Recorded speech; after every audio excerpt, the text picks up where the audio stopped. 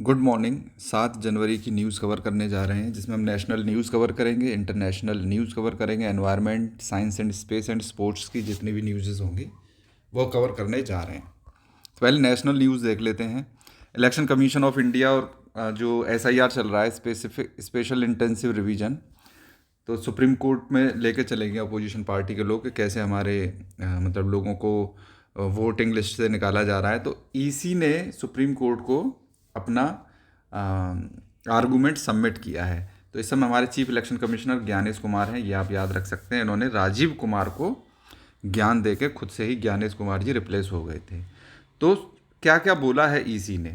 EC ने बोला है कि हम पैरेलल एनआरसी नहीं कर रहे हैं। ये जो अपोजिशन वाले बोल रहे हैं कि एनआरसी की जा रही है एसआईआर की आड़ में, बोले ऐसा हम नहीं कर रहे हैं। दूसरा ये बोल रहे हैं कि हमारी कॉन्स्टिट्यूशनल पावर है, और ये हमारी पावर ही नहीं है, हमारी ड्यूटी भी है कि हम एसआईआर करें कि कितने नए वोटर्स आए हैं उनको हम ऐड करें, कितने पुराने वोटर्स मर गए या फेक वोटर्स हैं उनको रिमूव करें। It is our constitutional power and constitutional duty also. इन्होंने बोला है we have a constitutional duty, not just constitutional power, to enforce to ensure that no foreigners are there in electoral rolls, कि कोई विदेशी घुसपैठिया हमारे electoral rolls में नहीं है, उनको निकाल के फेंकने का काम भी हमारा ही है। ओके तो इन्होंने बिहार में कई सारे पाए गए हैं। इन्होंने बोला है कि इलेक्शन कमीशन ने उत्तर प्रदेश में लगभग 3 करोड़ नामों को डिलीट कर दिया है। This is the highest among all states. तो कैन यू इमेजिन कि किस लेवल पे फेक वोटर्स, डेथ वोटर्स हमारे इलेक्टोरल रोल्स में ऑलरेडी इंक्लूडेड हैं। तो उसके लिए ये काम किया गया है। तो ये इन्होंने बयान दिया है। अभी देखते हैं, ये केस चलेगा कई दिन, तो जो भी अपडेट्स होती रहेंगी मैं आपको बताता रहूँगा, और फाइनल वर्डिक्ट के बारे में भी मैं आपको बता दूंगा। नेक्स्ट न्यूज़ हम नेशनल में देख लेते हैं। पहली बार दिल्ली की गवर्नमेंट ने एफआईआर फाइल कर दी। अगर आप रॉन्ग साइड पर गाड़ी चला रहे हैं, बाइक चला रहे हैं, तो आपके ऊपर एफआईआर फाइल कर दी गई है। तो पहली FIR for violations related to wrong side driving on the road Delhi government ने फाइन की है दिल्ली कैंटोनमेंट एरिया में। तो ये भारतीय न्याय संहिता सेक्शन 281, तो देखो यूपीएसआई में ये पूछी जा सकती है क्योंकि भारतीय न्याय संहिता उसके सिलेबस में है। तो BNS 281 याद रख सकते हैं कि किससे रिलेटेड है? FIR on wrong side of driving, और रिलेवेंट मोटर व्हीकल एक्ट के प्रोविजंस भी इसमें लिए जाएंगे। तो यूपीएसआई वाले लोग इसको याद कर सकते हैं। ओके नेक्स्ट, फाइन क्या क्या है इसमें? देखो रॉन्ग साइड पे चलाने पे 5,000 का तो फाइन होता ही होता है, प्लस अगर एफआईआर अगर आपके खिलाफ रजिस्टर हो जाती है भारतीय न्याय संहिता के अंतर्गत, तो आपको फाइन भी 1,000 रुपये का देना सकता है, या फिर 6 महीने की आपको जेल भी हो सकती है। जेल से ज़्यादा बड़ा जो सिरदर्द होता है एफआईआर होने पर वो होता है कि हम बार बार कोर्ट के चक्कर काटें, सफाई देते फिरें। इससे बढ़िया है या तो फाइन लग जाए, 5,000 रुपये दे के पे करके हम फ्री हो जाते हैं। अगर एफआईआर हो जाती है तो आपको कोर्ट कचहरी के चक्कर काटने पड़ेंगे, पहली चीज़। दूसरी चीज़ ये है कि आपको जेल भी हो सकती है। It is a very big headache. तो इससे अच्छा है कि आप राइट साइड में चलें। तीसरा है, क्या हर एक केस में एफआईआर की जाएगी? तो उन्होंने कहा है कि हम ये डिटरेंस के लिए कर रहे हैं, परेशान करने के लिए नहीं, कि कुछ लोगों पे एफआईआर कर देंगे जिससे कि लोग सुधर जाएं। ओके यूपीएससी मेंस में ये पूछा जा सकता है। शशि थरूर जी प्राइवेट मेंबर बिल लेके आ रहे हैं। वो मेंबर बिल क्या है? एक फंडामेंटल राइट इंट्रोड्यूस करना चाहता है, राइट टू डिसकनेक्ट। तो इन्होंने बोला है कि डिजिटल एज का ज़माना है, स्मार्टफोन, लैपटॉप और सारे ईमेल सबके पास अवेलेबल हैं। तो जितने भी जो इकोनॉमी में इकोनॉमिक एक्टिविटी लोग कर रहे हैं, नौकरी कर रहे हैं, कुछ भी कर रहे हैं, तो वो हमेशा और ऑलवेज ऑन मोड पे उनको रहना पड़ता है। They have to be always on. Okay कि कभी भी बॉस का फ़ोन आ गया, कुछ भी आ गया, तो राइट टू डिसकनेक्ट होना चाहिए, एक फंडामेंटल राइट होना चाहिए लोगों के पास, है ना। तो ये बोल रहे हैं वेल बींग के लिए भी बहुत ज़रूरी है। मतलब चाहे शाम हो, वीकेंड्स चल रहे हैं, छुट्टियां भी चल रही हैं, तब भी इनको वर्किंग डेज की तरह ही काम करना पड़ जाता है। तो राइट टू डिसकनेक्ट लेके आए हैं। तो क्या ये पहला कंट्री होंगे? नहीं, विदेशों में भी इसको किया जा रहा है। ये देखो फ्रांस सबसे पहला कंट्री बना था, 2017 में ये लेके आया था कि countries have already recognised. France पहला आया था कि राइट टू डिसकनेक्ट, फ्रांस पहली कंट्री लेके आया था। उसके बाद पोर्तुगीज़ लेके आए हैं, इटली, आयरलैंड, ऑस्ट्रेलिया ये लोग ला चुके हैं। स्टेट्स में भी देखें तो केरला भी इस तरह का एक लॉ लेके आया था, introducing their own legislation for local private sector के लिए, है कि नहीं। तो ये सारी चीज़ें हैं। तो इसमें ये बोला है अनसस्टेनेबल वर्किंग आवर्स से दिक्कत क्या हो जाती है। देखो, एक तो ऑलरेडी आईएलओ ने बोल रखा है कि हमारे इंडिया में 59 आवर्स पर वीक काम करने का प्रोविज़न है। इसकी वजह से क्या होता है, फटीक तो हो ही जाती है ऑलरेडी, फिर घर पे आने के बाद भी बॉस फ़ोन करके कह देता है, तो इससे हेल्थ ख़राब हो जाती है। हेल्थ ख़राब होगी तो वर्क लाइफ बैलेंस ख़राब हो जाएगा। एंग्जाइटी, डिप्रेशन, हाइपरटेंशन और डायबिटीज़, लाइफस्टाइल डिजीज़ ये होने लगती हैं, है ना। It is not just individual tragedy, अकेले एक आदमी को नुकसान नहीं होता, इससे फैमिली को भी नुकसान होता है, इससे हेल्थ केयर सिस्टम पर ड्रेन पड़ता है और पूरी सोसाइटी की प्रोडक्टिविटी इंक्रीज़ होती है और ऑर्गेनाइजेशन की प्रोडक्टिविटी भी इंक्रीज़ होती है। और आदमी जब थका हुआ होता है तो उसे एरर होने के चांसेस ज़्यादा बढ़ जाते हैं। इससे क्या होगा, फिर आपके इंडस्ट्रियल एक्सीडेंट्स हो सकते हैं, इंडस्ट्रियल एक्सीडेंट्स। ओके, तो ये सारी प्रॉब्लम्स इससे हो सकती हैं। और 10 से 12% वैसे ही मेंटल हेल्थ के लोग ग्रसित हैं, तो ये साइलेंट एपिडेमिक है मेंटल हेल्थ का, तो इसको भी रोकने में हेल्प मिलेगी।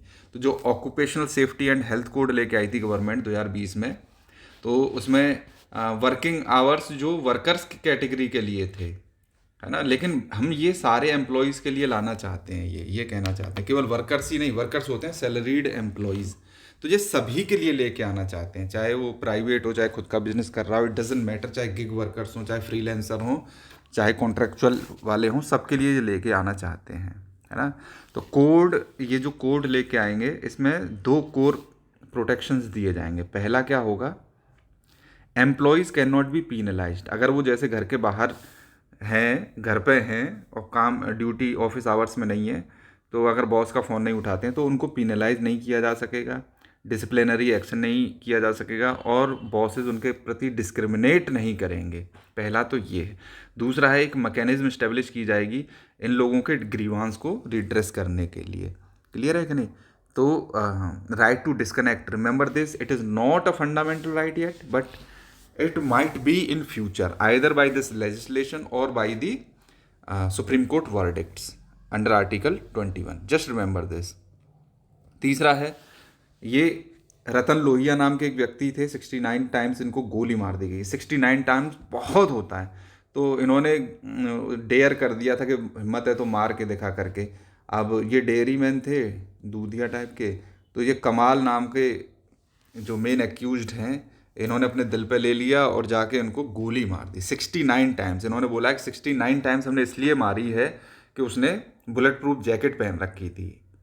बुलेट प्रूफ जैकेट पहनने के बाद भी ये मर जाना चाहिए था, इसलिए उन्होंने 69 टाइम्स गोली मारी है। तो आप लोगों से अनुरोध है कि जैसे ये रतन लोहिया जी हैं, अच्छी खासी इनकी डेयरी चल रही थी, अपने बच्चों और बीवियों को पाल रहे थे ये, और पूरा बसा बसाया परिवार और केवल इसके चक्कर में इन्होंने गंवा दिया। ये कमाल जैसे लोग हैं, ये तो 50 भाई बहन होते हैं, एक आध आदमी जेल में भी चला जाता है, तो इन पर, इनकी फैमिली पर कोई फ़र्क नहीं पड़ता, लेकिन ये रतन लोहिया की फैमिली पूरी बर्बाद हो चुकी है। इसीलिए इस तरह के लोगों से बचें, हाथ जोड़कर के बोले चले जाओ यहाँ से सीधे सीधे। नेक्स्ट हम देख लेते हैं ये पाटीदार, ये हैं union minister CR Patil ji. इन्होंने बोल दिया है कि जो छत्रपति शिवाजी थे वो पाटीदार थे। ये बोलने की क्या ज़रूरत थी, I don't know why. This type of people they don't want piece, they want chaos, that is why he has said this, alright. Patidar कौन होते हैं, it is a prominent land owning group from Gujarat. एक cast मान के कह सकते हैं, ये लैंड ओन करते हैं, बिजनेसमैन टाइप के लोग होते हैं। इनका सरनेम या तो पाटीदार होता है, रजत पाटीदार क्रिकेटर की तरह, या फिर ये पटेल सरनेम लगाते हैं, ठीक है कि नहीं। तो उन्होंने कह दिया कि शिवाजी गुजरात से थे, नहीं समझे, और वो पाटीदार थे। जबकि शिवाजी, हमने स्ट्रीम पढ़ा हुआ, किस पे बिलोंग करते थे, भोंसले क्लान, भोंसले, है ना, ये क्षत्रिय थे और अपने आप को मराठा मानते थे। तो ये मैंने कहा ये बता देता हूँ। UAPA, this terrorist Umar Khalid has been, this bail has been denied. और आप देखोगे, कल का अखबार पढ़ के देखोगे ना, तो 8 आर्टिकल्स तो इंडियन एक्सप्रेस ने स्पेसिफिकली इन आतंकवादियों के लिए लिखे हुए हैं। 8 articles in 1 day. Do you know how much deep state is deep in this India. Next अगर आप द हिंदू का न्यूज़पेपर उठा के देखोगे तो I think 13 articles are there, one entire page was dedicated to this terrorist and glorification of this terrorist. ठीक है कि नहीं?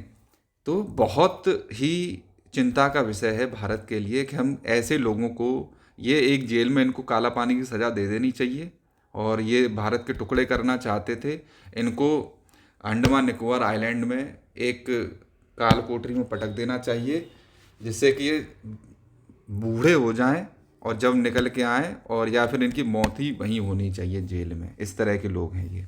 तो यूपीएसआई के लिए मैं बता देना चाहता हूँ, यूएपीए एक्ट है 1967 में आया था।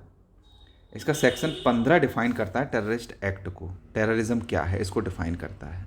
ओके, तो 2020 में जब सीएए के प्रति प्रोटेस्ट चल रहे थे अगेंस्ट में, तो उमर खालिद और शर्जील इमाम, हाँ, इनको जेल में उठा के डाल दिया था, क्योंकि ये भाई साहब कश्मीर को अलग करना चाह रहे थे और शर्जील इमाम चिकन नेक को अलग कर इंडिया से काटना चाह रहे थे। ओके, तो यूएपीए इनेक्ट क्यों किया गया था? देखो, जवाहरलाल नेहरू ने नेशनल इंटीग्रेशन काउंसिल बनाई थी देश को एकता में बांधने के लिए 1961 में।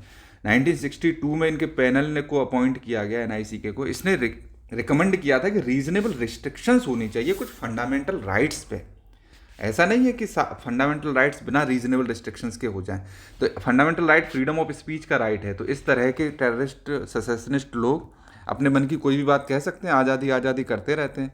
तो इनको पता होना चाहिए, नेशनल इंटीग्रेशन काउंसिल ने 1962 में रिकमेंड किया था there should be some reasonable restrictions on these fundamental rights. Okay, तो इन्होंने 1963 में 16th कॉन्स्टिट्यूशनल अमेंडमेंट एक्ट आया था, ये भी याद रखना है, 16th constitutional amendment act. Alright, just remember this. तो इसमें ये रीजनेबल रिस्ट्रिक्शंस लाई गई थी कि freedom of speech and expression पे, पीसफुल असेंबली पे, राइट टू फॉर्म एसोसिएशंस पे रीजनेबल रिस्ट्रिक्शंस रहेंगी। ओके, 2004 में भी देखा जाए तो यूएपीए में टेररिज्म को ऐड कर दिया गया था। ये किया था बीजेपी की सरकार ने। ओके, टेररिस्ट एक्टिविटीज़ को इंक्लूड कर लिया गया था, लेकिन कांग्रेस ने इसको स्क्रैप कर दिया था। ओके, तो इसमें सेक्शन 15 डिफाइन करता है टेररिज्म को, ये देख लेते हैं। इसका ये मतलब होता है कि कोई भी आदमी वॉयल explosives, firearms, lethal weapons, poisons, chemical hazard substances से डेथ कॉज करता है या हार्म करना चाहता है या प्रॉपर्टी को डैमेज करना चाहता है। केवल इतना ही नहीं, ये किस इसके इंटेंशन से होनी चाहिए? To threaten the sovereignty, integrity and security of India, to strike terror among the people. तो ये चिकन नेक को काटने की बात कर रहे थे, या श्रीनगर को, कश्मीर को देश से अलग करने की बात कर रहे थे, तो ये इंडिया की सोवर्निटी को थ्रेट करता है। ओके, चिकन नेक को काटने की बात कर रहे थे, it strikes terror among the people living in north eastern region. तो सुप्रीम कोर्ट ने पूरा इंटरप्रिटेशन किया है यूएपीए एक्ट का, एंड बेल डिनाई कर दी है इन टेररिस्ट लोगों की। क्लियर है? 2012 में भी यूएपीए गवर्नमेंट ने इंक्लूड कर लिया था इकोनॉमिक सिक्योरिटी को। केवल और केवल कंट्री की सिक्योरिटी, पॉलिटिकल और वो सोवर्निटी नहीं होनी चाहिए, इकोनॉमिक सिक्योरिटी का भी हमें ध्यान रखना है। ये इकोनॉमी को भी ख़त्म करने की कोई बात करेगा। जैसे एक इस्लामिक स्कॉलर थे, वो ये कह रहे थे कि इतने प्रोटेस्ट करो, इतने प्रोटेस्ट करो, सड़कों को जाम करो, चक्का चक्का रोक दो, कि देश की इकोनॉमी थ्रेटन हो जानी चाहिए। I still remember that. तो वो भी किस में आएगा? यूएपीए के अंतर्गत टेररिज्म की डेफिनेशन में आएगा। आई होप ये आप समझ गए हैं। सेक्शन 15 आप याद रखिए, 15 ऑफ यूएपीए, इट डिफाइंस,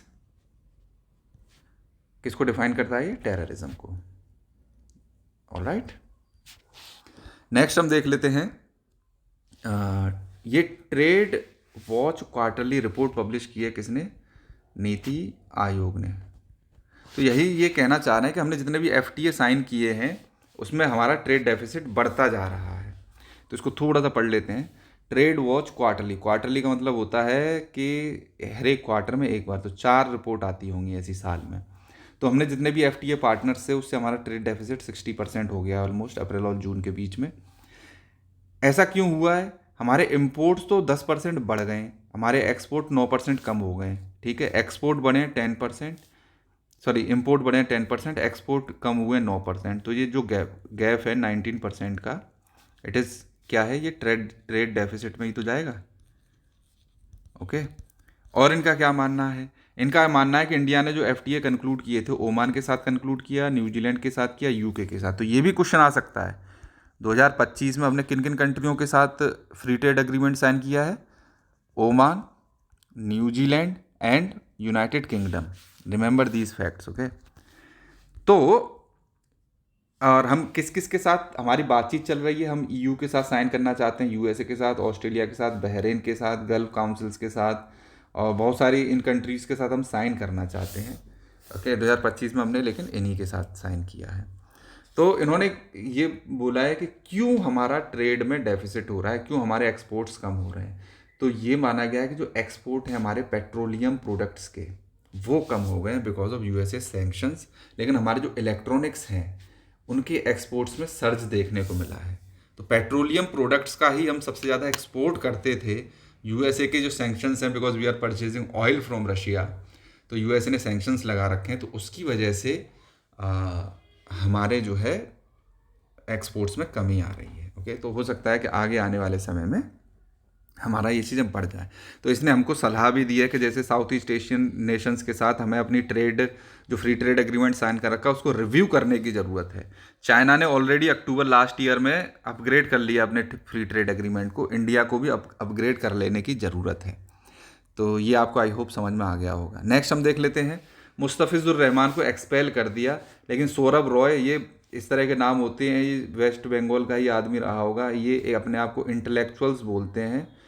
तो इंडिया ने क्या किया है, देखो बांग्लादेश पे माइनॉरिटीज़ में हिंदुओं पे अत्याचार हो रहे हैं, तो हमने इस पर सेंसर लगा दिया है कि हम बांग्लादेश के प्लेयर को अपने आईपीएल में नहीं खिलाएंगे।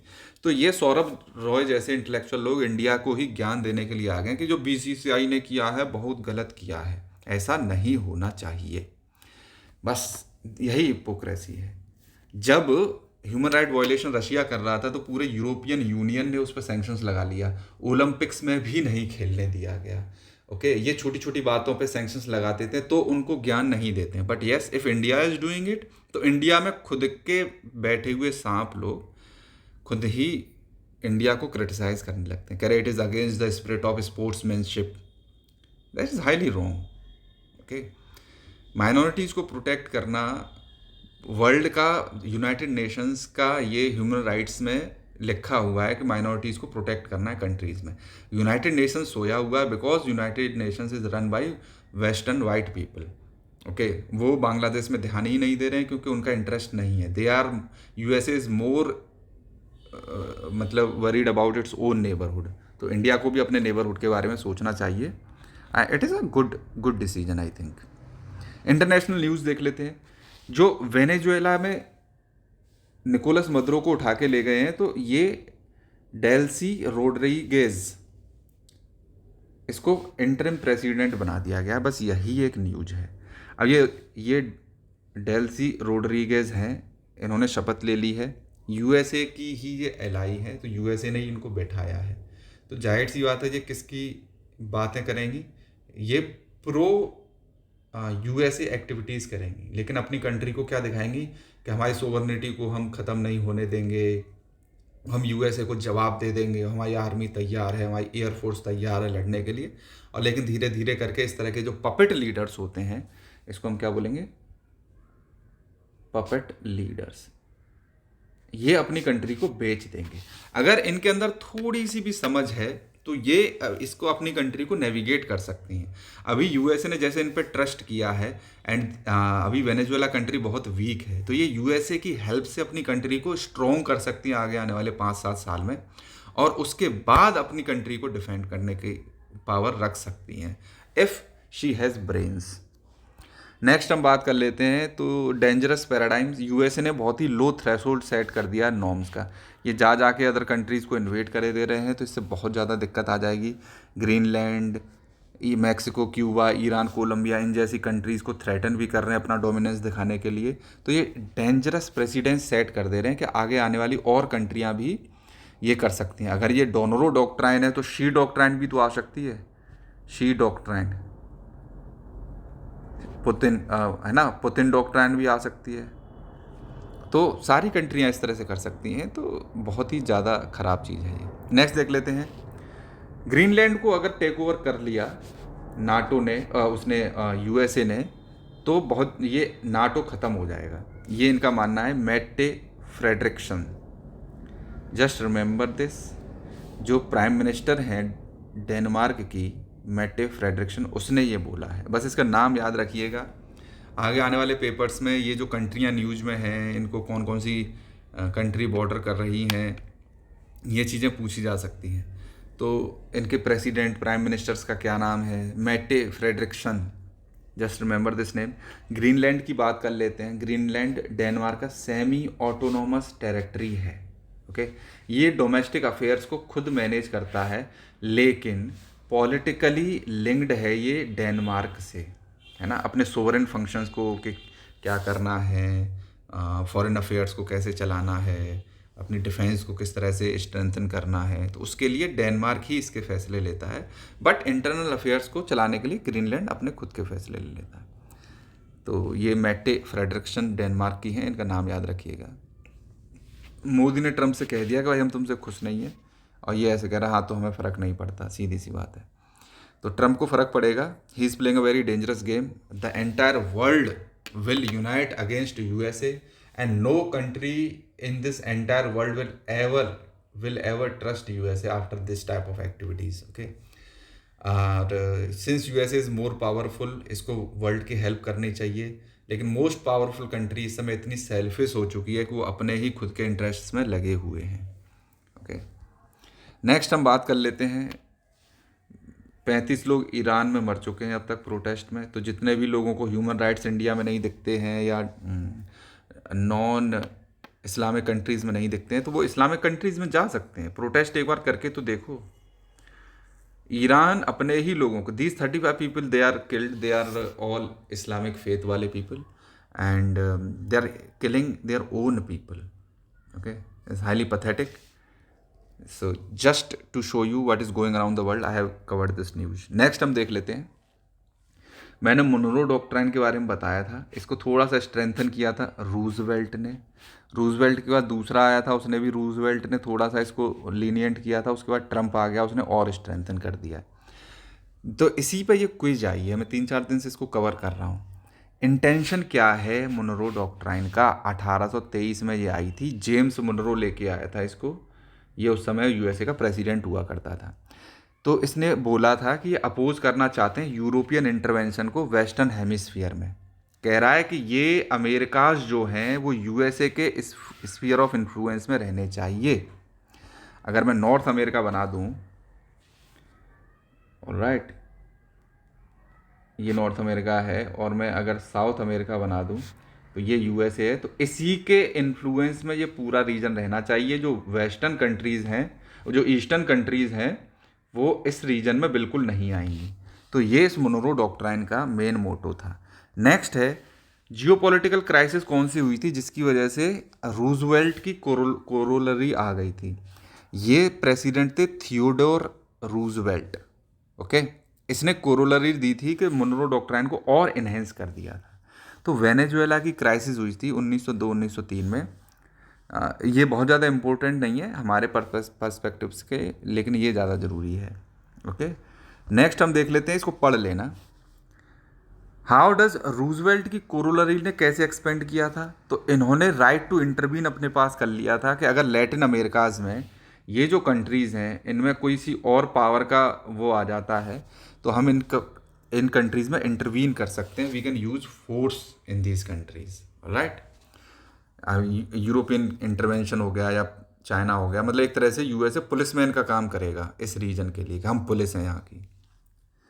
तो what was one of the earliest uses of Roosevelt corollary in practice? तो डोमिनियन रिपब्लिक में USA ने इंटरवेंशन किया था। तो सबसे पहले डोमिनियन रिपब्लिक को रूजवेल्ट डॉक्ट्राइन के अंतर्गत मतलब उसमें एक तरह से इंटरफियर किया गया था। फिर एक और नए US के प्रेसिडेंट आए थे, फ्रैंकलिन डी रूजवेल्ट। इन्होंने कहा कि भैया हम ये थियोडोर रूजवेल्ट की पॉलिसी को बिल्कुल अलग कर दे रहे हैं, हम गुड नेबर पॉलिसी करना चाहते हैं, हम तुमको अटैक नहीं करेंगे। लेकिन इसके बाद अब ट्रंप की डोनरो डॉक्ट्राइन आ गई है, उसने बोल दिया है कि इससे हमें फ़र्क नहीं पड़ता, we will attack our neighbour, we are not good neighbours, we are aggressive neighbours. Okay, next news हम देख लेते हैं। हिंदू बिजनेसमैन को एक और को मार डाला बेचारे को। ये बांग्लादेश की न्यूज़ है। तो बांग्लादेश में हिंदुओं पे अत्याचार रुकने का नाम नहीं ले रहे हैं। नेक्स्ट, कराकस में मैंने आपको बताया था कि क्यूबा के 32 सोल्जर मार दिए गए थे, वेनेजुएला के इन्होंने 22 सोल्जर मार दिए। तो टोटल मिला के 15 सोल्जर्स की ऑटोमेटिक डेथ हो गई थी जो मुनरो को कैप्चर किया था उसमें। तो कराकास किसकी कैपिटल है? वेनेजुएला की कैपिटल है। क्यूबा की कैपिटल क्या है मैंने आपको बताया था कल, कमेंट करके बता देना। नेक्स्ट, डोनरो डॉक्ट्राइन का बात कर लेते हैं कि इससे दुनिया में एक तरह से एक डेंजरस प्रेसिडेंट सेट हो जाएगा। तो इससे क्या नुकसान होने वाला है? मोनरो डॉक्ट्राइन के बारे में मैं आपको बता चुका हूँ। मोनरो का ही नाम एम से हटा के डोनरो डॉक्ट्राइन कर दिया, डी फॉर डोनाल्ड। तो ये आई थी कब? 19वीं सेंचुरी में आई थी, मैंने बताया था 1823 में आई थी। ओके, और इसमें प्रेसिडेंट जेम्स मुनरो इसको लेके आए थे। और वेस्टर्न हेमिस्फीयर कंट्रीज़ में ये एक्सटर्नल पावर्स का लेजिटिमेट रोल नहीं होना चाहिए, कोई रोल नहीं होना चाहिए, उसको रोकने के लिए लेके आए थे। ओके, 2026 में ट्रंप ने अनअपोलोजेटिकली प्राइमेसी दिखाना शुरू कर दिया और ये कंट्रीज़ में इंटरफियर कर रहे हैं। इसी को इन्होंने क्या बोल दिया? डोनरो डॉक्ट्राइन बोल दिया है। डोनाल्ड ट्रंप की जो पॉलिसी है वो मोनरो की पॉलिसी से 3 तरीके से अलग है। पहला है गिव्स डिस्टिंक्टिव करेक्टर। पहली क्या है? ये है रीअसर्शन कर रहे हैं अपने स्फीयर ऑफ इन्फ्लुएंस का, कि ये अगर यूएसए है तो ये हमारा पूरा नॉर्थ अमेरिका, साउथ अमेरिका हमारा स्फीयर ऑफ इन्फ्लुएंस, इसमें हमारा रहना चाहिए, यूएसए का और किसी कंट्री का नहीं आना चाहिए। क्लियर है? सेकंड, ये एलिमेंट लेके आ रहे हैं सिक्योरिटाइजेशन का। ट्रंप ने बोल दिया है कि इस रीजन की सिक्योरिटी हम लोग ही देखेंगे, नॉर्थ अमेरिका साउथ अमेरिका की, चाहे वो सोशल सिक्योरिटी हो चाहे इकोनॉमिक सिक्योरिटी हो, we will take care of it. हम इकोनॉमिकली भी इस कंट्री इन रीजन्स को वीक नहीं होने देंगे और सोशली भी वीक नहीं होने देंगे। माइग्रेशन का इश्यू हम संभाल लेंगे, ड्रग्स वगैरह का यूज़ हो रहा है उसको भी हम ख़त्म कर देंगे, ऑर्गेनाइज्ड क्राइम लोग कर रहे हैं, ड्रग्स वगैरह वेपन्स वगैरह सप्लाई कर रहे हैं, उसको भी हम ख़त्म कर देंगे। जो तेल के मुद्दे हैं उनको भी हम यहाँ से ख़त्म कर देंगे। थर्ड जो एलिमेंट है वो है शिफ्ट इन नॉर्मेटिव लैंग्वेज। पहले क्या करते थे यूएसए, कोल्ड वॉर के टाइम में यूएसए जब इंटरफियर करता था इन कंट्रीज़ में, तो उस टाइम पे यूएसए कहता था कि भाई साहब हम तुम्हारी कंट्रीज़ में इसलिए अटैक कर रहे हैं या इन्वेजन कर रहे हैं क्योंकि हम डेमोक्रेसी प्रमोट करना चाहते हैं। अब इस लैंग्वेज को ख़त्म कर दिया। अब ये डेमोक्रेसी प्रमोट नहीं करना चाहते, अब ये स्टेबिलिटी लाना चाहते हैं, प्रेडिक्टेबिलिटी लाना चाहते हैं कि क्या होने वाला है इस रीजन में, इसको स्टेबल बनाना है। क्लियर है कि नहीं? तो जो डोनरो डॉक्ट्राइन को जो ऑपरेशनलाइज किया है नेशनल सिक्योरिटी स्ट्रेटजी में, मैंने इसको बताया ही था कि जो कैरेबियन और नेबरिंग कंट्रीज़ है उन पे ही इसका फोकस रहने वाला है। इसकी वजह से 3 नुकसान बड़े होंगे पूरे देश को, पूरे वर्ल्ड को। पहला, इसने नॉर्मलाइज कर दिया इस स्फीयर ऑफ इन्फ्लुएंस को। अगर यूएसए का स्फीयर ऑफ इन्फ्लुएंस है, let me make a world map for you, let me pause the video then I will make a world map for 5 seconds. तो देखो, अगर यूएसए कह रहा है कि मेरा स्फीयर ऑफ इन्फ्लुएंस ये है, तो रशिया भी कह सकता है कि भाई कि मेरा ये पूरा ही स्फीयर ऑफ इन्फ्लुएंस है। क्लियर है कि नहीं? इंडिया कह सकता है पूरा साउथ एशिया हमारे स्फीयर ऑफ इन्फ्लुएंस में आना चाहिए। चाइना कह सकता है जापान वपान ये पूरा हमारा हो गया भाई। क्लियर है ना? तो ये इसने लेजिटमेसी दे दी है स्फीयर ऑफ इन्फ्लुएंस पॉलिटिक्स को। तो it is highly wrong. Second क्या है? वही लेजिटमेसी दे दी है कि मतलब एक्सटर्नल इंटरवेंशन को लीगलाइज कर दिया है। कल को चाइना कहेगा कि हमारा ताइवान हमारा स्फीयर ऑफ इन्फ्लुएंस हमारा, हम इस पर अटैक करके ताइवान की पॉलिटी को ख़त्म कर देते हैं। It is highly wrong, right? China कहे नॉर्थ कोरिया को अनेक्स कर दे रहे हैं, कोई रोक पाएगा? उसका स्फीयर ऑफ इन्फ्लुएंस है भाई, जापान को अनेक्स कर दे रहे हैं। तो एक तरह से इस चीज़ को लेजिटमेसी मिल जाती है। थर्ड है प्रीसीडेंस सेट कर देते हैं अदर कंट्रीज़ को कि एक नेशन दूसरे नेशन पे अपना स्फीयर ऑफ इन्फ्लुएंस करने के लिए उसकी ऊपर मतलब अटैक वगैरह कर सकता है कि नहीं? तो ये 3 नुकसान वर्ल्ड को हो जाएंगे। इंडिया के केस में क्या है? इंडिया के प्रति एक डायलेमा खड़ा हो गया कि इंडिया करे तो क्या करे। पहला है principle precedence, sovereignty and non sovereignty में देख लेते हैं इसको क्या मतलब। ये हमारी फॉरेन पॉलिसी का ही काम नहीं है, इंटरवेंशन करना इंडिया की फॉरेन पॉलिसी ही नहीं है। तो हम इसको एक्सेप्ट करें क्या करें, यही हमारे यहाँ मोरल डिलेमा है कि इंडिया के लॉन्ग टर्म इंटरेस्ट को देखें कि अभी ट्रंप का जो 4 साल का ये टेन्योर है, इसके टेपर टेंट्रम्स को सहें, यूएसए का साथ दें, अपनी इकोनॉमी को बचाएं, ऑयल इंपोर्ट करें ना करें, ये डायलेमा बहुत बड़ा इंडिया के लिए खड़ा हो गया है ना। हमारी यूएसए के साथ जो पार्टनरशिप है उसको हम मेंटेन करके रखें कि नहीं, हमारा जो इंटरेस्ट है इंडिया का, जाहिर सी बात है यूएसए के कुछ इंटरेस्ट के साथ सेम है। चाइना को काउंटर करना है, इंडो पैसिफिक स्ट्रेटजी में हमें अपनी टेक्नोलॉजी को अपग्रेडेशन करना है, हमें अपने डिफेंस को अपग्रेड करना है, मैरी टाइम सिक्योरिटी बना के रखनी है। तो हमें यूएसए की ज़रूरत है, यूएसए को हमारी इतनी ज़्यादा ज़रूरत है नहीं बेसिकली। तो यही डायलेमा है कि should India strongly criticise USA actions और नॉट। तो यही डायलेमा है, देखते हैं आगे चल के जो भी अपडेट होंगे मैं आपको बताता रहूँगा। तीसरा हम बताते हैं, यूएसए जो ट्रम्प आया था वो मागा कर रहा था make America great again, America को ग्रेट बना देंगे फिर से। तो ये कह रहे थे मेक इन इंडिया हम लेके आए थे, ये मेक इन अमेरिका लेके आए थे। तो वो बुरी तरह से ठप हो रहा है। जो फैक्ट्री सेक्टर है कॉन्ट्रैक्ट किया है स्ट्रेट 10 मंथ में लगातार, जो फैक्ट्री सेक्टर है वो डी ग्रोथ देख रहा है यूएसए में। नेक्स्ट, ये बहुत अच्छा आर्टिकल है, मैं चाहूँगा आप इसे पढ़ लें, लेकिन मैं फिर से बता देता हूँ। ये चाइना के एम्बेसडर रहे थे अशोक के कांथा जी, उन्होंने ये आर्टिकल दिया है। देखो, यूएसए गवर्नमेंट ने रिलीज कर दिया था कि चाइना की डिफेंस स्ट्रेटजी, उन्होंने बोल दिया था कि जो अरुणाचल प्रदेश है डिफेंस स्ट्रेटजी में, ये चाइना का कोर इंटरेस्ट है। मतलब चाइना मर जाएगा लेकिन इसको जाने नहीं देगा, सॉरी, कोर इंटरेस्ट में आता है। मतलब ये चाइना अरुणाचल प्रदेश को छोड़ेगा नहीं, they want to capture Arunachal Pradesh, let it open. Clear है कि नहीं? तो ये यूएसए ने एक्सपोज कर दिया था। थोड़ा हिस्ट्री को समझ लेते हैं इसकी को क्या रही है। देखो, मैकमोहन लाइन बॉर्डर को शेयर करती थी, तो सेपरेट करती थी इंडिया और चाइना के बीच में ईस्टर्न सेक्टर में। तो शिमला कॉन्फ्रेंस के टाइम पे जो 1913-14 में हुई थी, 3 पार्टी मिली थी, Tibet, China, India, as a equal ये लोग मिले थे। तो इनमें एग्रीमेंट साइन हुआ कि अरुणाचल प्रदेश इंडिया का पार्ट रहेगा, बोले ठीक है। और उस समय तिब्बत फ्री था, तिब्बत को ये आज़ादी थी कि ये अपने बेसिस पे और कंट्रियों के साथ में एग्रीमेंट साइन कर सकता है, इसीलिए तिब्बत ने इंडिया के साथ एक एग्रीमेंट साइन करने की बात कही।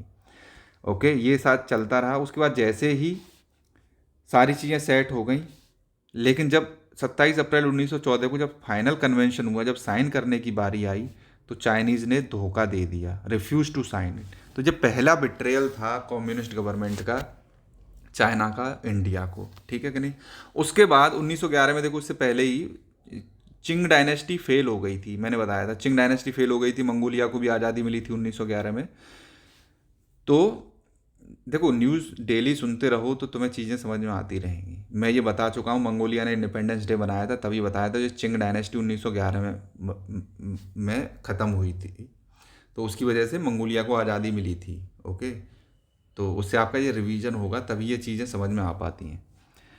तो चाइना ने तिब्बत पे कोई उस टाइम पे कंट्रोल नहीं किया था, फ्री छोड़ दिया था कि तिब्बत अपना गवर्न करती रहे। लेकिन 1950 में जैसे ही कम्युनिस्ट गवर्नमेंट आती है, उसके बाद ये एंटर कर गए थे तिब्बत में और तिब्बत को कैप्चर कर लिया था। और मैकमोहन लाइन जो ईस्टर्न सेक्टर पे थी, और उसको कह दिया कि हम इसको मानते ही नहीं है ना। इंडिया चाइना एलएसी का कॉन्सेप्ट दिया था जो एनएलआई ने, इसी ने इंडिया पर अटैक किया था 1962 में। जो एनएलआई चाइना का जो प्रीमियर था, एक तरह से प्राइम मिनिस्टर कह सकते हैं इसको, इसने दिया था इंडिया को कि जो लाइन ऑफ एक्चुअल कंट्रोल है उसको हम लोग लेजिटिमाइट कर लेते, मतलब इंडिया की फोर्सेस जितने रीजन को कंट्रोल करती है एक्चुअल में। मान लो ये मेन बॉर्डर है, अब इंडिया की फोर्सेस केवल यहाँ पे हैं, इतने कोई कंट्रोल कर रहे हैं ना, तो ये एक्चुअल बाउंड्री हो जानी थी। चाइना के सोल्जर यहाँ हैं तो इसको एक्चुअल बाउंड्री मान लो, या अगर चाइना के सोल्जर यहाँ है तो इसको एक्चुअल बाउंड्री मान लो। ये चाइना ने लाइन ऑफ एक्चुअल कंट्रोल का कॉन्सेप्ट दिया था, ठीक है। तो उस टाइम पे जाहिर सी बात है चाइना यार ज़्यादा टेरिटरी को कंट्रोल करता है, तो जवाहरलाल नेहरू ने कहा हम नहीं मानेंगे। ओके, इसको रिजेक्ट कर दिया था। और उसके बाद 1962 में उसके बाद इन्होंने ये भी कहा था लाइन ऑफ एक्चुअल कंट्रोल जो तो रहेगी वो रहेगी अगर इसको मान लेते हैं, प्लस यहाँ से लेके 20 किलोमीटर तक तुम अपनी सेना पीछे हटा लो, 20 किलोमीटर तक हम अपनी सेना पीछे हटा लेंगे, तो ये 40 किलोमीटर का बफर जोन बन जाएगा। जाहिर सी बात है कम्युनिस्ट को कभी ट्रस्ट नहीं किया जा सकता, तो नेहरू ने रिजेक्ट कर दिया था इस कॉन्सेप्ट को। लेकिन 1962 में वॉर हुआ, उसके बाद चाइना ने क्या किया, हमारा LAC लद्दाख वाले रीजन को, अक्साई चिन को कब्जा कर लिया था। उसके बाद चाइना ने फिर LAC का कॉन्सेप्ट दिया, बोले देखो हम अक्साई चिन, और इन्होंने विड्रॉ कर लिया था। ये बेसिकली इन्होंने अरुणाचल प्रदेश को भी कब्जा लिया था उस टाइम पे, लेकिन वहाँ से इन्होंने विड्रॉ कर लिया था, वापस चले गए थे ईस्टर्न सेक्टर में। फिर उसके बाद जो इलानी ने फिर से कहा था कि LAC का कॉन्सेप्ट, बोले LAC कर लेते हैं भाई, तुम क्या करो अरुणाचल प्रदेश को अपने पास रख लो, लद्दाख वाला पोर्शन हमने कब्जा कर लिया, हमारे उसको ले लो। तो हमने इसको मना कर दिया था, है ना। ये सारी चीज़ें होती रहीं। इन्होंने उसके बाद फिर से हमें धोखा दिया इंडिया में। देखो सेकंड बिट्रेयल LAC का, देखो सिक्किम है, सिक्किम की एक्सेप्ट कर ली थी चाइना ने बाउंड्री, एंग्लो चाइनीन कन्वेंशन हुए थे 1890s में, बोले सिक्किम बफर स्टेट बना रहेगा, इसकी बाउंड्री को हम मान लेते हैं, ओके। लेकिन मिडिल सेक्टर में देखें तो कुछ चीज़ें थी हिमाचल प्रदेश और उत्तराखंड की मिडिल सेक्टर में, बीच के सेक्टर में, तो वहाँ पे कुछ रीजन को लेकर डिस्प्यूट बना रहा। वाटरशेड नदी जो बहती है ना, उस बाउंड्री को लेके वो था। लेकिन चाइना हमारे इस रीजन में भी कुछ चीज़ें क्लेम करता है। इंडिया ने LAC के कॉन्सेप्ट को फॉर्मली एक्सेप्ट कर लिया था 1993 में, border peace and tranquillity agreement sign किया था चाइना के साथ, ओके। लेकिन यहाँ पे इसने गद्दारी कर दी थी।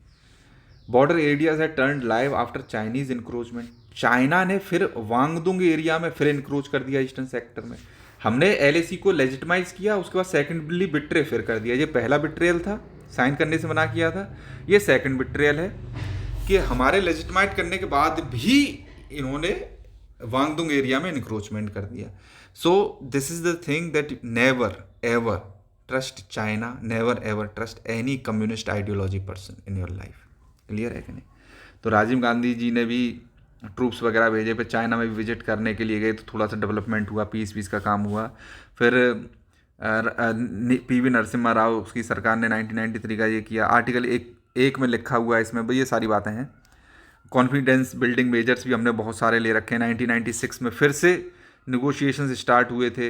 ये खुद जिन्होंने ये आर्टिकल लिखा है वो खुद इसका लीड कर रहे थे इन नेगोशिएशंस को। तो कॉमन अंडरस्टैंडिंग की बात चल रही थी कि क्या कॉमन अंडरस्टैंडिंग होनी चाहिए। तो मतलब 2002 में भी दोनों साइड मतलब दोनों साइड्स ने मिडिल सेक्टर के लिए मैप दिया, एक मैप बना के मिडिल सेक्टर का हमने दिया, एक चाइना ने हमें दिया। तो चाइना वालों ने हमें दिया, उसमें जो हमारे कुछ पार्ट्स को अपने ऊपर दिखाना चाह रहे थे मिडिल सेक्टर में, कोई बात नहीं। अरुणाचल प्रदेश का भी हमने मैप दिया ऐसे ही बना के, तो अरुणाचल प्रदेश को इन्होंने रिजेक्ट कर दिया। बताओ, ये थर्ड बिट्रेयल दे दिया। खुद ही कह रहे हैं चाइनीज यूजिंग एम्बिग्विटी, मतलब मैप को रिजेक्ट करने के बाद तो ये कहना चाहते हैं कि जो एम्बिग्विटी है, जो आर्टिकल का नाम है कि हमारी जो LAC है वो डिमार्केटेड नहीं है, उसमें लूपहोल्स अवेलेबल हैं, हमारे बॉर्डर सेटल्ड नहीं है, उसी को एज अ प्रेशर पॉइंट ये चाइना यूज़ करता है इंडिया के खिलाफ, है कि नहीं। तो ये सारी चीज़ें, जो फोर्थ बिट्रेयल था, चाइना ने रेजरेक्ट कर दिया था अपना नैरेटिव। ये जैनगान एरिया को भी, साउथ तिब्बत के को अरुणाचल का पार्ट नहीं मानते थे, कह रहे ये हमारा ही एरिया है। तो बहुत बार इन्होंने धोखा दिया है।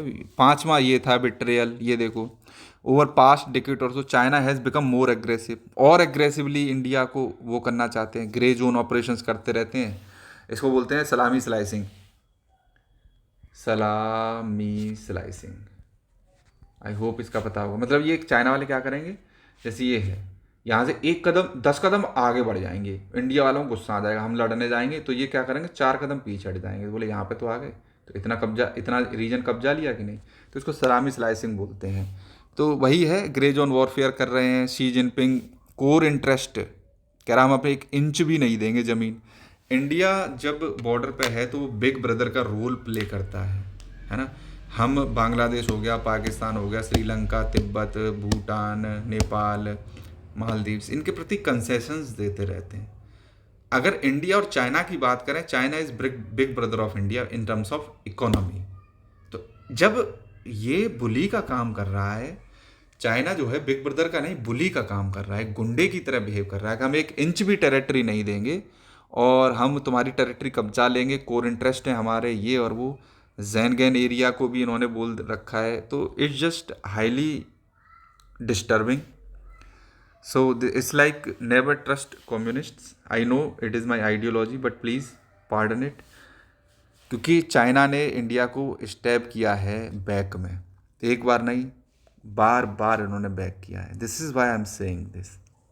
ओके, तो इन्हीं सब एम्बिग्विटीज़ का यूज़ करके चाइना हम पे प्रेशर बना रहा है। जब ये 1914 का शिमला कॉन्फ्रेंस का एग्रीमेंट था, जब तिब्बत इंडिपेंडेंट था अपने डिसीजंस लेने के लिए, जब साइन हो गया तिब्बत और इंडिया का एग्रीमेंट के अरुणाचल प्रदेश इंडिया का पार्ट रहेगा, तो उसके बाद से तुम्हें इसको नेग्लेक्ट करने की क्या ज़रूरत थी? जब ये तीनों पार्टी इक्वल्स थी, तो अगर चाइना ने इसको रिफ्यूज़ कर दिया then it doesn't matter, because two equals Tibet and India they signed this agreement. Okay, तो चाइना ने साइन करे ना करे it doesn't matter at that time, क्योंकि वो इक्वल्स की तरह मिले थे। ओके, और जब चिंग डायनेस्टी फेल हुई तब भी इन्होंने कुछ नहीं किया। वो तो जब कम्युनिस्ट गवर्नमेंट बनी है 1950s में, उसके बाद ही इन्होंने एग्रेसिवली इंडिया को टारगेट करना स्टार्ट किया है। This is the hypocrisy. ये आर्टिकल अच्छा था। एनवायरनमेंट की न्यूज़ देख लें तो राटले प्रोजेक्ट है, ये चिनाब रिवर पे बना हुआ है। चिनाब रिवर कहाँ है? जम्मू एंड कश्मीर में। It is a tributary of Jhelum. Jhelum की और भी ट्रिब्यूटरीज हैं। लेफ्ट बैंक ट्रिब्यूटरीज की बात कर लेते हैं। झेलम नहीं, सॉरी, इंडस। इसकी हैं झेलम, चिनाब, रावी, ब्यास, सतलज, इसी में है ये, north to south. Okay, Ratle project याद रखना, पूछ लेते हैं कभी कभी किस स्टेट में है, किस रिवर पे बना हुआ है। प्लस ये जो कंगालू हैं असम के सोनितपुर में, असम का सोनितपुर है, उसमें ये बुरहा छपोरी वाइल्ड लाइफ सेंचुरी है। ओके, इसमें बेमतलब में खेती करे हुए थे। Encroachment, illegal encroachment. आज खेती कर रहे हैं, कल ज़मीन में कह देंगे हमारे बाप की है, 2-4 मस्जिदें बना देंगे। It's like that. तो जेसीबी चलवा दिया, बाबा का बुलडोजर मॉडल यहाँ भी पहुँच गया है। तो ये बुरहा छपोरी याद रखना, वाइल्ड लाइफ सेंचुरी, ये न्यूज़ में है, ये पूछी जा सकती है। नेक्स्ट स्पोर्ट्स की बात कर ले रहे हैं। ये है मैग्नस कार्लसन। ये he is a good player of chess, may be all time greatest player है, लेकिन ये अपने आप को समझते हैं कि he is bigger than a game. Bigger than game मतलब चेस से बढ़ के है ये। तो सारे लोग इनके सामने झुके हैं, ये टेपर टेंट्रम्स फेंके हैं, है ना, बातें इनकी मानी जाएं। जो ड्रेस कोड भी फॉलो नहीं करते, जीन्स अलाउड नहीं है, जीन्स पहन के चले जाएंगे, फिर कहते हैं तुम्हें क्या, हमें तो दिमाग से खेलना है ये वो, और फिर हाथ से ऐसे टेबल को जोर से मार देंगे, पीसेस को फेंक देंगे। ओके, गुस्सा करके दिखा देंगे। इससे देखो ये माइंड का गेम है। अब ये जैसे टेंट्रम फेंक के जा रहे हैं, अरे कोई बात नहीं कोई बात नहीं करके जा रहे हैं, ये आदमी मेंटली डिस्टर्ब हो गया कि नहीं? तो कई सारे प्लेयर्स कह रहे हैं कि ये कार्लसन जो है, मैग्नस कार्लसन है, ये आउटबर्स्ट कर देता है, कभी कुछ कर देगा, कभी टेबल को जोर से पीट देगा, है ना। तो इसकी वजह से भाई दिक्कत आ रही है। You are not bigger than a game mister Carlsen, just remember this fact. Next, Tata steel chess होने वाला है। चेस का ये एक टूर्नामेंट है, कोलकाता इंडिया में होगा। तो ये इसका नाम, जगह का नाम याद रखना, वेन्यू कहाँ पे? कोलकाता इंडिया में, Tata steel chess. Thank you, subscribe.